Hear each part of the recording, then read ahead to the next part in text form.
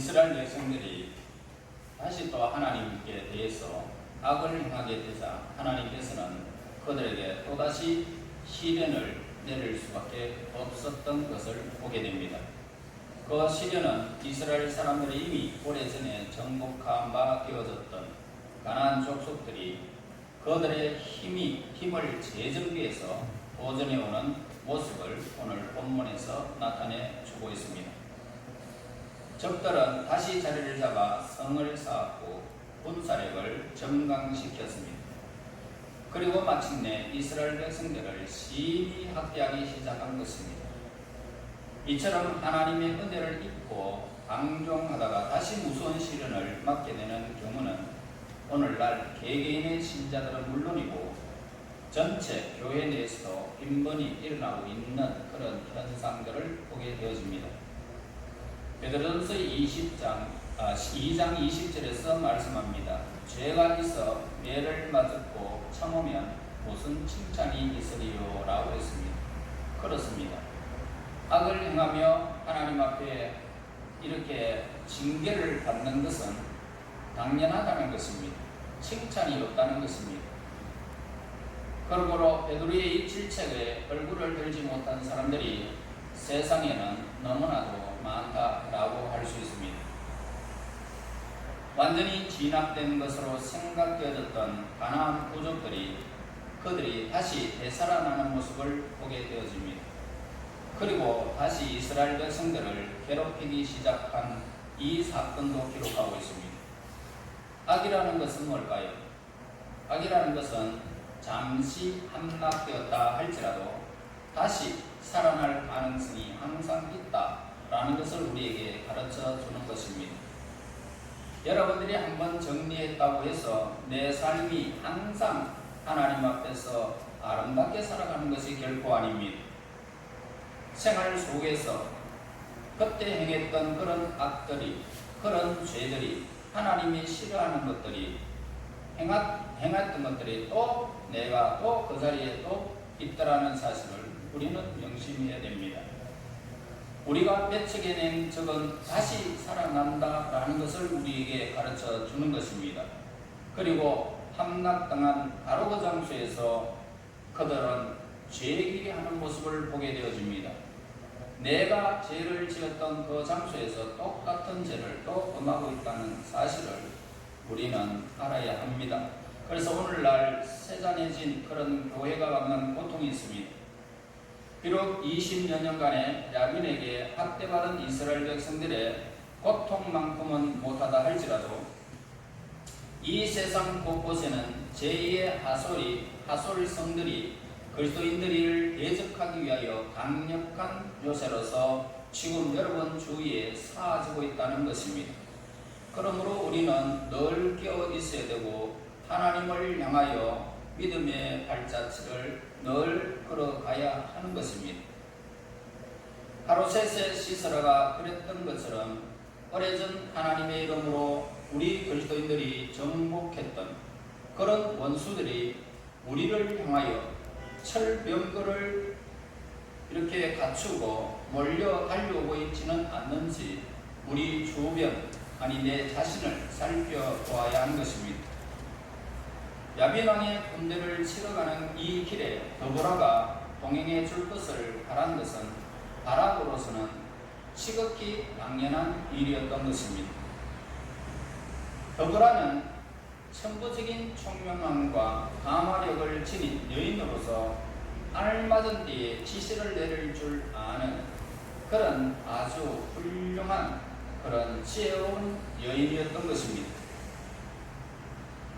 자, 우리가 이런 말이 있습니다. 너무 늦게 깨달은 자, 그런 사람들은 바보다라고 그렇게 칭하고 있습니다. 그러면 오늘 본문에서 기록한 대로 알맞을 때에 깨달은 자는 어떤 사람일까요?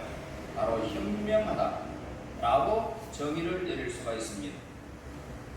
더불어는 바로 그 알맞은 때에 깨달은 그런 지혜를 가진 여자였기 때문에 야빈왕의 속박으로부터 벗어나기 위해서 공격을 개시해야 하는 때가 언제인지를 분명히 알았던 것입니다. 이러한 능력으로 인해서 그녀는 이스라엘 백성들에게 매우 영향력 있는 존재가 되어졌고, 해결하기 어려운 문제가 그들 가운데 생기면 당연히 그녀에게 와서 부탁을 했던 것입니다. 그때마다 그녀는 타고난 총명함으로 명쾌한 해결책을 제시해 주었고, 이런 일이 거듭됨에 따라서 이스라엘 백성 중에 그녀가 차지하는 비중도 상대적으로 이렇게 점점 커져갔던 것입니다. 그런데 이는 그녀가 총명하기 때문에 백성들이 신뢰를 받은 것이라고 단순히 생각할 만한 일이 아니다라는 것입니다. 드보라를 향한 백성들의 신뢰는 신앙심이다 라고 하는 그 신앙심에 깔려있는 것이 분명했던 것입니다. 왜냐하면 드보라는 사람들을 지배할 수 있는 자질을 가진 사람으로서가 아니고 하나님의 성령에 의해서 영감을 받고 있는 존재로서 그들 사이에 알려졌기 때문이라는 것입니다. 그렇기 때문에 백성들은 그녀의 입을 통해서 드보라를 하나님의 말씀으로 생각하고 믿어왔던 것입니다. 그러니 바락이 드보라를 하나님의 사자로 생각하고 당신이 나와 함께 가지 않겠소. 당신이 가면 나는 갈 것이고 당신이 가지 않으면 나는 그 전쟁에 나가지 못하겠습니다 라고 합니다. 그러니까 얼마나 바락이 드보라를 믿었는지를 우리에게 가르쳐주고 있습니다. 더 이상 이야기하더라도 우리는 드보라가 그 당시 이스라엘 사람들에게 성령의 뜻을 전달하는 사람으로 인정받고 있었다는 사실을 우리는 너무나 잘 알 수가 있습니다. 그리고 하나님의 뜻을 전하는 당신과 함께 이제 함께 가지 아니하면 나 혼자는 하나님의 사랑과 함께 가지 않으면 나 혼자는 그 적을 물리칠 수가 없습니다 라고 말하니 바락의 심정도 우리는 이해할 수가 있는 것입니다. 당신이 나와 함께하면 내가 가려니와, 이 말에는 일종의 신앙마저 깃들어 있는 모습을 보게 되어집니다. 어떤 일을 행함에 있어서 우리는 스스로 그 일을 옳고 그름에 판단하기 전에 그 일이 과연 하나님의 뜻인가 그렇지 아니한가 라고 우리는 그 뜻을 분별할 수 있는 이 노력이 우리에게 필요하다 이 말입니다. 무슨 일을 닥칠 때에 내가 그냥 스스로 해결하기 위해서 그 순간 이렇게 하리라라고 내가 그렇게 다짐하면서 일을 해서는 안 된다는 것입니다. 언제나 이것이 하나님의 뜻인지 아닌지 이걸 우리는 알아야 됩니다. 그래서 만약에 하나님의 뜻이 아니라면 포기해버리고 하나님의 뜻이라면 오늘 우리는 어려워도 고통스러워도 하는 것입니다. 8절에서 드보라가 함께 가야만 하겠다라고 하니 바락의 말은 곧 자신이 하게 될 일이 하나님의 뜻인 것을 더욱 확실히 믿었기 때문이었던 것입니다. 그래서 자신에게 맡겨진 이 분명한 임무를 알기 위해서 인간은 어떤 노력을 해야 될까? 다른 사람의 도움을 기다려야 합니까? 아니면 남의 도움에 상관없이 내 앞에 놓인 일을 내가 스스로 해결해야 되느냐? 이 물음에 우리는 어떻게 해야 되는지를 우리는 스스로 우리가 하나님 앞에서 결정해 봐야 합니다. 드보라는 말했습니다. 아니 드보라를 통해서 하나님께서 드보라에게 말씀하시는 것을 보게 되어집니다. 너는 군사 1만 명을 거느리고 가거라. 내가 내 대적들을 기슭강으로 이끌어 가리라 라고 하나님이 드보라에게 말씀하시는 것을 보게 됩니다. 자, 이 말씀은 아무런 힌트도 없고 어떤 조건도 암시되지 않았고 아주 평범하고 단순한 그러나 이렇게 절망적인 명령이었던 것입니다. 10,000명을 데리고 너는 가라. 그죠? 내가 이렇게 하리라 저렇게 하리라 구체적인 어떤 내용은 하나님이 하시지 아니하고 하나님께서 가라는 것입니다. 여러분, 우리는 살아가면서 평소에 단순한 때를 만나기 마련입니다. 그리고 그때는 우리는 행동하라는 것입니다. 명령에 따르는 것만이 우리의 할 일이라는 것입니다. 예수님께서 우리에게 가라, 너희에게 이런 사람 저런 사람 붙여준다고 말하지 않았습니다. 가라. 그래서 오늘 우리는 가서 예수님의 복음을 전하기만 하면 그 복음은 그들에게 능력이 되어서 우리가 그 영혼들이 구원받는 것을 우리는 보게 되어집니다. 이것이 바로 우리가 알아야 할 점이라는 사실을 우리에게 가르쳐주고 있습니다. 하나님이 가라 그러면 가는 것입니다. 하락하면 하는 것입니다. 그 다음에 구체적인 내용은 하나님께 다 맡기는 거예요. 세상에는 남의 도움 없이는 아무 일도 할 수 없는 사람들이 많이 있습니다. 우리는 좀 더 의지가 곱고 좀 더 독립적인 사람이 되어야 되는 것을 우리에게 가르쳐 주고 있습니다. 맡겨진 임무가 있다면 그 임무 자체를 위해서, 그리고 그 임무를 맡겨주신 하나님의 이름을 위해서 담대히 행하라는 것입니다. 자신의 허약함을 드러낼 갖가지 핑계를 붙이기 위해서 망설여서는 안 된다라는 것입니다. 도와주는 사람이 있다면 이 일을 할 수 있을 텐데 혼자서는 도저히 어려운 일을 해결할 수가 없다라고 말해서도 안 된다는 것입니다. 여러분 혼자서도 할 수 있다는 것입니다. 왜냐하면 예수 그리스도께서 우리에게 하라고 하셨기 때문에, 하나님이 우리에게 하라고 하셨기 때문에, 성령이 우리와 함께 하겠다고 약속해 주셨기 때문에 우리는 하는 것입니다. 이는 독립심을 가진 사람들의 말이라고 할 수가 없습니다. 누구와 함께 하지 않으면, 도와주는 사람이 없다면 나는 못합니다 라고 하는 거예요. 그러니까 자신의 게으르고 허약한 모습으로 스스로 드러내는 말일 뿐입니다. 그래서 이스라엘을 다스렸던 하나님의 율법, 그 선민들의 마음에 강하게 작용해왔던 경건의 말씀에 의해서 이스라엘의 하나님 여호와의 존재하심을 우리의 가슴 속에 깊이 새기도록 해야 하는 것입니다. 우리는 내 혼자 스스로 존재하는 그런 사람이 아닙니다. 하나님이 우리와 늘 함께 하시고 임마누엘 되신 그분이 여러분을 항상 떠나지 않고 계시는 그분이 여러분 속에 존재하고 있다는 사실을 우리는 잊지 말아야 하는 것입니다. 내가 하는 것처럼 보이지만 신앙이 하나님의 힘으로, 예수의 이름으로, 성령의 도우심으로 내가 하는 것입니다. 그래서 오늘 우리는 내 속에 계신 그분을 영화롭게 하고 강하게 하기 위해서 내 삶을 그분 앞에 드리게 되면 그분이 행하게 하시는 것입니다. 여러분, 이스라엘을 다스렸던 하나님의 율법, 그 선민을 이렇게 마음에 강하게 작용했던 경건의 말씀에 의해서 이스라엘의 하나님 여호와의 존재하심으로서 가슴 깊이 우리가 새기고 이스라엘의 하나님 여호와의 도우심을 믿고 힘을 얻는 자를 말하는 것입니다. 그래서 하나님께서 나를 보내심으로 하나님의 능력 안에서 나는 전진할 것이다. 더브라의 목숨을 이토록 하면서까지 그녀의 동행해 줄 것을 요청하지는 않을 것이다. 더브라에게는 더브라가 할 일이 있고 내게는 내가 할 일이 있다. 더브라에게 영감을 주신 하나님은 나에게도 그렇게 하실 것이다. 여러분, 이렇게 믿으라는 것입니다. 더브라에게 함께 주셨던 영감을 나에게도 주실 것이다. 가라고 했다면 이기게 하실 것이다. 승리케 하실 것이다. 그러면 결과는 언제나 우리에게 승리가 있다라는 것입니다.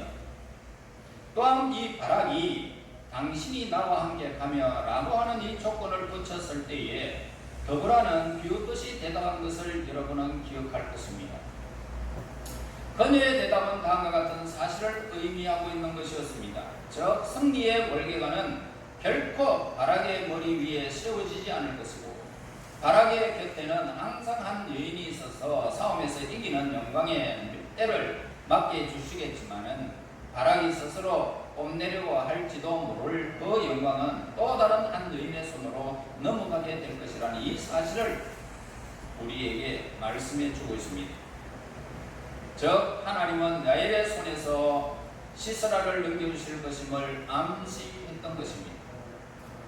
자, 이 이야기를 보면은 바락은 야엘보다 공격에 있어서 품격이 낮아진 소리를 하는 것입니다. 그래서 드보라가 동행해 주기를 요청하여 자신의 약점을 드러내 보였던 바로 그 순간 바락에게 돌아올 영광은 이제 그를 떠나버리고 말았다는 것입니다. 그래서 이 이야기에서 우리가 얻어야 할 교훈이 있습니다. 모든 인생사에 있어서 스스로 행하려고 하는 태도가 얼마나 중요한 것인지를 우리에게 가르쳐주고 있습니다. 여러분, 앞에서 목사가 기도해라, 전도해라, 그런다고 여러분들이 하는 것이 아니고, 그렇지 않아도 하나님께서 나에게 명령하셨기 때문에 나는 그렇게 할 것이다 라고 스스로 하는 것. 11조를 이렇게 해라 저렇게 하라 목사가 하지 않아도 여러분 스스로 그것이 하나님께서 하는 것이다 라고 그렇게 하는 것, 얼마나 아름답고 좋은 결실인지 우리에게 가르쳐 주는 것입니다. 영광은 그에게 돌아가는 거예요. 그 순간. 그러나 누가 하라 그래서 억지로 하는 것은 영광이 그에게 돌아가지 않는다는 것입니다. 그러므로 우리가 스스로 행할 수 있는 이 놀라운 신앙의 비밀을 오늘 우리에게 가르쳐 주는 것입니다. 그러므로 인생이라는 것은 뭡니까? 때로는 뭉쳐 있어야 할 때도 있고 또 때로는 각자 떨어져 행할 때도 있습니다. 즉 어떤 일에 있어서 우리는 남의 도움을 받아야 할 때도 있지만 최후로 결정하고 행동해야 하는 것은 결국 우리 자신이라는 것입니다. 결정은 내가 해야 됩니다. 살아가면서 모든 사람은 이런 깨달음을 거듭 경험하게 될 것입니다. 하나님은 이런 경험을 통해서 스스로 행하기를 배우라고 하신 것은 아닐까 생각하게 되어집니다. 때때로 우리는 기독교가 담대하고 용감한 기질이 결여된 그런 종교다라고 그렇게 생각하는 사람들도 있습니다. 이는 예수님의 역사를 잘못 이해하는 데서 생기는 그런 말들이라는 것을 보게 됩니다. 예수님의 역사관이라는 것은 무엇일까요? 타인에게 전적으로 의지하여 그 시대의 백성들의 요구를 겸허하고 능란한 가르침으로 회유하여 자신의 권세를 키우고 백성들로 하여금 기꺼이 그리스도인이라 칭함을 받도록 원하게 만드는 한 이야기일까? 라고 하는 물음이 있습니다. 아니라는 것입니다. 그 반대라는 겁니다. 온전히 자신의 몸을 희생하여 많은 인간들을 죄악에서 구해낸 그런 역사로부터 기독교는 발생한 것입니다. 그래도 기독교를 나약하고 의존적인 종교다라고 할 수 있느냐는 것입니다. 그러므로 우리는 스스로 행하는 자가 되어야만 진정한 그리스도인이라 칭함을 받을 수 있는 것입니다. 많은 사람들이 전도를 하게 됩니다. 그런데요, 전도에서 안천 안 오면 그 사람이 안 오면 안 오는 사람들이 있어요. 전도한 사람이 안 오면 나도 안 갈란다 이런 사람이 있어요. 기가 막히는 일입니다. 스스로 내가 할 수 있어야 돼요. 남이 부르지 않아도 나는 스스로 할 수 있는 사람이 되어야 됩니다. 나는 하나님 앞에 이렇게 하리라 저렇게 하리라 마음을 다짐하고 사람들이 어찌되었든 나는 하나님께서 하시는 일을 내가 이루리라 그러면서 스스로 할 수 있는 이 놀라운 사건은 그에게 영광이 있다는 것입니다. 여러분, 사람들은 모두 나름대로의 영향력을 가지고 있습니다. 이는 그 사람을 이루는 한 부분이 되기도 하고 그 사람의 인생의 가치를 있게 만드는 그런 한 요소도 되기도 하는 것입니다. 그리고 그 사람이 사는 동안 그 사람에게 뿐만 아니라 다른 사람의 행복과 불행에 관여하기도 하는 것입니다. 아니 어쩌면 한 사람의 영향력이라는 것은 시간에 구애받는 것이 아닐지도 모르는 것입니다. 사람은 죽어도 그 사람이 세상에 끼친 영향력은 영원히 남기 때문입니다. 우리는 각자가 갖고 있는 영향력은 어떠한 성질을 가지고 있는지 살펴보아야 할 것입니다. 내가 어떤 역량을 가지고 있을까? 먼저 우리는 모두 자신의 영향력에 대한 책임이 있다라는 것입니다. 왜 우리 모두가 자신의 영향력에 대한 책임이 있느냐라고 묻는다면 영향력은 곧 그 사람의 힘을 의미하는 것이기 때문이다 대답할 수가 있는 것입니다. 한 사람이 가진 힘은 항상 다른 사람에게 영향을 미치기 마련입니다. 즉 한 사람의 힘과 권위는 여러 가지 방법, 예를 들면 말씨나 행동, 눈짓, 안색, 손짓, 옷차림, 습관, 생활 방식 등을 통해서 다른 사람에게 나타나게 되는 것입니다. 그러므로 만약 내가 어떤 사람으로 하여금 한 가지 행동을 하게끔 한다면, 즉 그 행동을 한 사람도 우리와 똑같은 인간인 이상 스스로 생각하고 판단할 능력이 있다고 전제한다면 우리가 전적인 책임을 져야 할 이유는 없는 것입니다. 그러나 만약 우리가 그 사람에게 권세가 있고 타인에게 통제할 수 있는 권한이 있는 사람인데 그를 잘못 인도하여 길을 잃게 하고 파멸의 길로 들어서게 했다면 우리는 분명히 그에 대한 중한 책임이 있다는 것입니다. 이와 같은 원칙은 부분적이고 제한된 영역에만 적용되는 것이 아니라 좀 더 넓은 영역, 즉 인간이 처할 수 있는 모든 상황에 일반적으로 적용될 수 있는 원칙이라는 것입니다. 아버지가 술을 마시는 그 자손들이 또 술을 마시는 영향이 있다면 누구에게 그 영향이 돌아갈까요? 아버지가 폭력을 행사한다면 그 가정의 폭력이 또 대를 이었는다면 누구의 책임입니까? 엄청난 책임이 있다는 것입니다. 아무리 적은 힘이라 해도 각각 다른 상황에 처해 있는 다른 사람에게 여러 가지 측면에서 얼마나 의미 있게 작용을 하는가를 우리는 한 번 더 생각하고 나는 어떤 영향을 줄 수 있는 사람인지 생각해 보아야 하는 것입니다.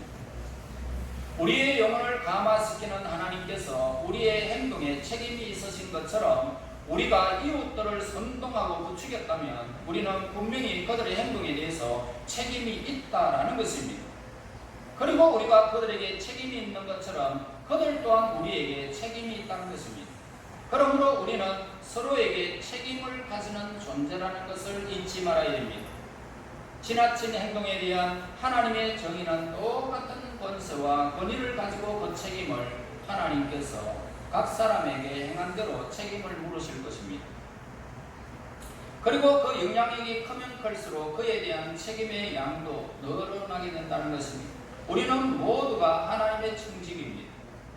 영향력이 크면 클수록 그에 따른 책임도 커진다는 것을 생각하며 하나님의 청지기로서 어떻게 처신해야 하는지, 어떻게 처신해야 옳은지 우리는 알아야 하는 것입니다.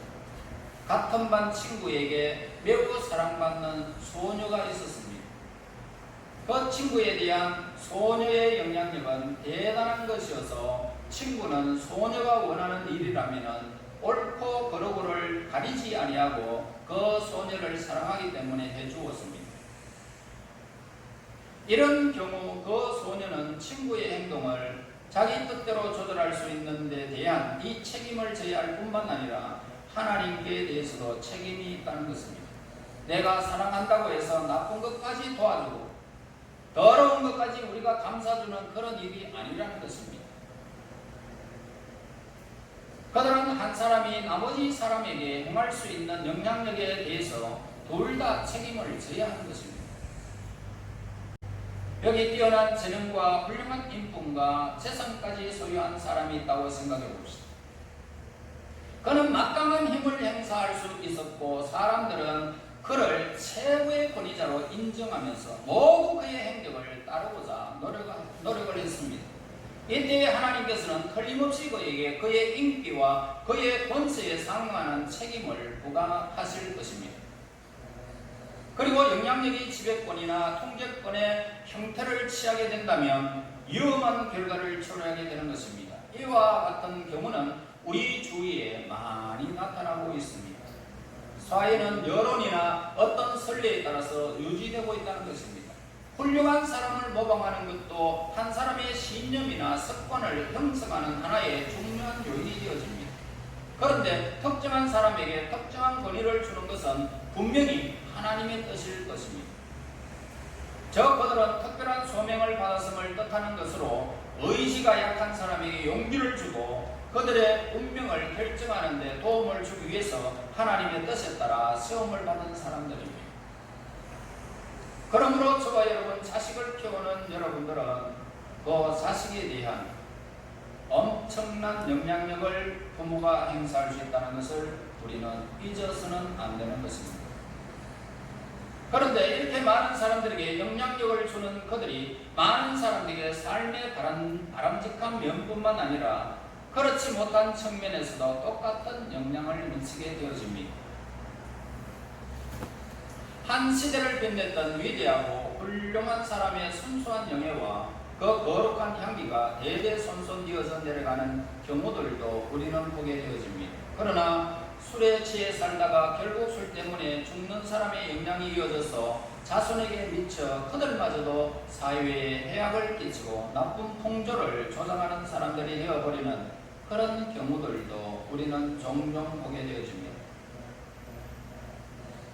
이처럼 한 사람의 영향력이 얼마만큼 큰 범위에 내에 있는지 적용하고 있는지 우리는 확실히 알고 있다면 우리는 각자의 행동을 더욱 조심하여 자신 때문에 해악을 입는 사람, 자신으로 인해서 도움을 받는 사람이 더욱 많아지도록 우리는 노력해야 됩니다. 해악을 받는 사람보다는 도움을 얻고 영향력을 받을 수 있는 좋은 습관을 길러주는,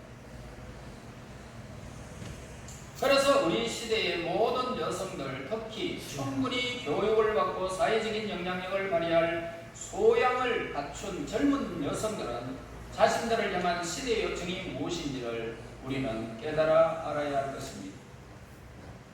오늘 여기에서 에브라임의 종려나무 아래서 더보라가 했던 일을 담대하고 진실한 믿음을 가진 여인이라면 누구나 다 할 수 있도록 소명을 받은 귀중한 일이라는 것입니다. 우리는 더보라가 선지자다라고 칭했고 실제로 더보라는 선지자였습니다. 그녀는 타고난 담대한 기질이 있었고 좀 예외적인 가마력 때문에 그 당시 일반 여성들과는 구별되는 점이 있었던 것입니다. 그러나 우리 주변에 돌아볼 때에 어떤 의미에서 모든 구별되는 점이 있었습니다. 그러나 우리 주변에 우리가 돌아본다면 여성들은 어떻습니까? 여성들은 영적인 달란트를 지닌 소명을 받은 사람들입니다. 그러니까 우리 여성들은 영적인 일들을 감당할 수 있는 사람입니다. 그러니까 남자들은 너무 단순하지만 여자들은 소명을 가지고 있기 때문에 영적인 소명을 가지고 있기 때문에 단순하지는 않습니다. 많이 생각하는 사람들이 여성들입니다. 이것은 천부적인 통찰력과 직관력을 말하는 것으로 하나님께서 주신 고귀한 선물들입니다. 남자들이 종종 회피해버리고 많은 절박한 상황을 침착하게 끈기 있게 있는 그런 태도로 처리해 나갈 능력이 연약한 여성에게 갖추어 있어야 한다는 것은 모순된 말처럼 들릴지 모르지만 실제로는 사실이라는 것입니다. 그러므로 남자들은 한꺼번에 그냥 내 삶을 그냥 결정하고 내 멋대로 하는 것이 아니라 여성들의 말을 꼭 들어야 할 필요가 있다는 것입니다. 영적인 능력을 하나님이 여성들에게 주셨기 때문입니다. 그러므로 모든 여성들은 그러한 능력을 하나님의 뜻을 실현하기 위해서 하나님의 선물로서 우리는 받아들여야 될 것이고 자신의 기업으로 그 능력을 펼쳐나가야 하는 것입니다. 또한 믿음이 다하기 위하여 달란트로서 그 능력을 신장시키고 훌륭히 활용하여 우리의 가정뿐만 아니고 내 이웃과 내 사회에 크게 공헌할 수 있는 여성들이 되어야 한다 이 말입니다. 저는 여성들의 말을 귀담아 듣고 있는 것입니다. 마음대로 행동하고 싶지만 이렇게 하십시오 저렇게 하십시오 여성들에게는 하나님이 주신 이 선물이기 때문에 여성들의 음성을 무시해서는 절대로 안 된다는 것입니다. 그러므로 하나님이 주신 달란트임을 믿고 우리 남성들은 여성의 소리를 듣고 하나님께서 주신 선물이 그에게 있다는 사실을 늘 기억하시고 더불어와 같은 선지자의 역할을 감당하는 우리 여성들 되시기를 예수님의 이름으로 축원합니다. 하나님 은혜 감사합니다. 영광 중에 하나님 함께 하시고 오늘도 복음으로 우리와 함께 하신 하나님을 찬양합니다.